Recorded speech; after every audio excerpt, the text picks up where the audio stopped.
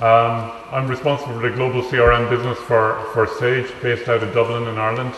But I'm very familiar with the Middle East and particularly the UAE. I lived in the Middle East from 99 to 2007 in Bahrain and in Dubai and in Abu Dhabi.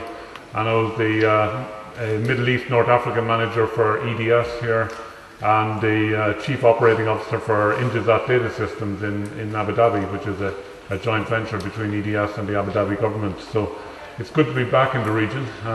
It's 2 years since I was in Dubai, and I got completely lost yesterday driving around, which tells you how quickly Dubai changes. I was trying to find my way out of DIC to Sheikh Zayed Road and ended up in Al Barsha, wondering how I managed that. So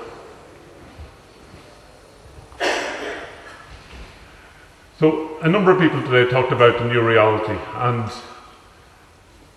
I think you've heard commentators talk about it, and it's certainly true that the global downturn and recession have changed people's behaviour and business behaviour. From a people behaviour, it's resulted in a lot less brand loyalty and less loyalty to you as a business providing a service or a product to a customer.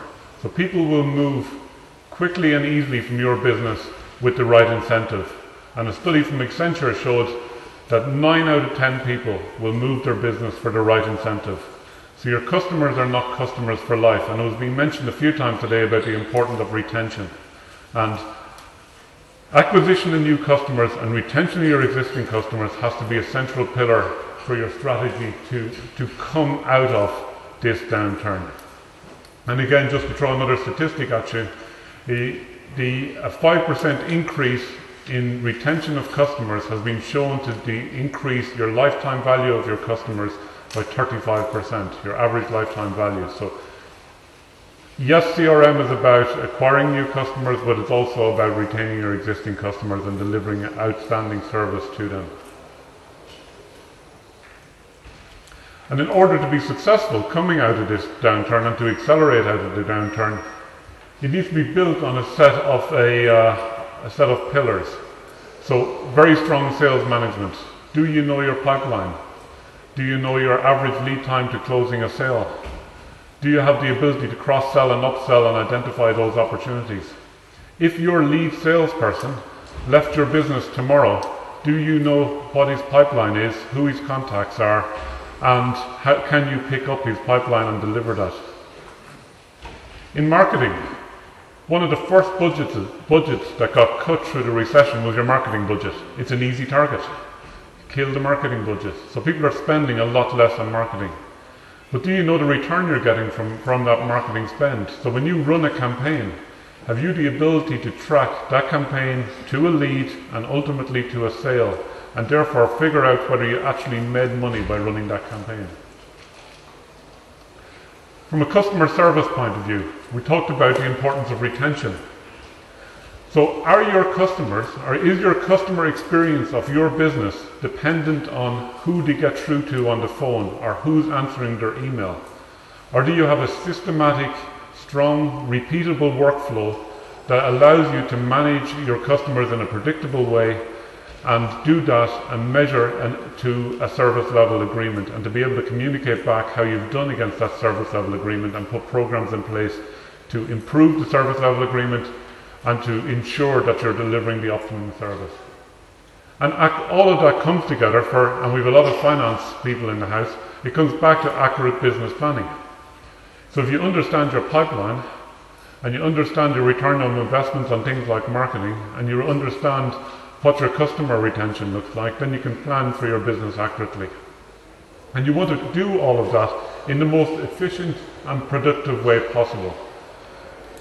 And our assertion to you today is a well-implemented CRM strategy can help you achieve all of that. And CRM is a strategy principally designed to deliver 3 things for your business: improve your revenues, improve your profitability, and improve your customer satisfaction. And CRM as a technology, and we talked a lot about technology, is an enabler for you to achieve that strategy. So in the panel session we talked about change programs and how to implement successfully to ultimately achieve the business aim of your CRM strategy. And just in case you think you're not doing CRM, I would say that everybody in this room is doing CRM. You may be doing it on a scrap of paper, you may be doing it in your mobile phone, it may be an Excel spreadsheet, but somewhere you are tracking your pipeline, you're tracking your contacts, you're keeping a record of your customer service calls. The question you have to ask yourself is, are you doing it as efficiently and as productively and as well as possible? And so a CRM application allows you to join up the various aspects of your business internally and ultimately through a multi-channel experience for your customers. So it allows your customer to achieve a seamless interaction with all aspects of your business. And out of that, you have the ability to deliver competitive advantage, because if you can understand your customers and deliver high customer satisfaction in a predictable way, and you have that 360 view of the customer that people talked about today, allows you to upsell to those customers, to cross-sell other products to them, and to manage them much more actively, increasing your retention, and also doing it in a much more efficient and productive way, and therefore making you more competitive. So as the downturn has driven margins lower, you're able to lower your pricing and still manage your margins. And there's a huge amount of data out there in terms of studies on the success of CRM. And it really is an acknowledged way of improving productivity, improving satisfaction, and increasing your sales. And in terms of trends, Rajat earlier on showed some figures as to the growth of CRM. He saw 20+% in the UAE market. Middle East market is certainly one of the fastest growing markets. In the global trends, CRM has continued to grow right through the recession and is growing globally at around 7% per year.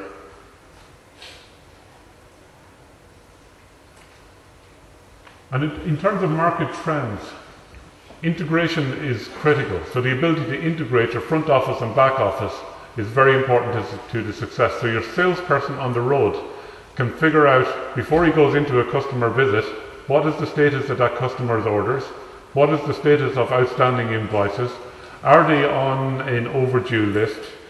So before he goes in and has a conversation with a customer, he's got a full picture of what the state of that customer business is. Reporting is obvious. Extended ecosystem, links to social media. More and more your CRM system will become your gateway to the internet. Mobility we've talked about, and price to value. So the trend now in CRM is about getting the quick wins. It's about not trying to overcomplicate it. Keep it simple, deliver the core business processes, deliver real business value, and then let your system evolve and add more processes and change it as you go. Then in terms of what Sage CRM is about, we very much play to the mid-sized company market. The mid-sized company wants a system that's easy to use, therefore easy to adopt and by the user community, and very flexible to deploy and customize.